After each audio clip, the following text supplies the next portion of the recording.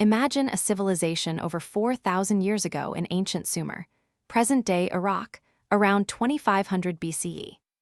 The Sumerians didn't just invent writing, they also knew that sound has power.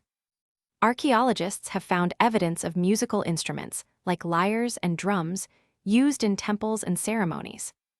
Rhythms and chants unified city-states like and Uruk, creating a sense of community and authority.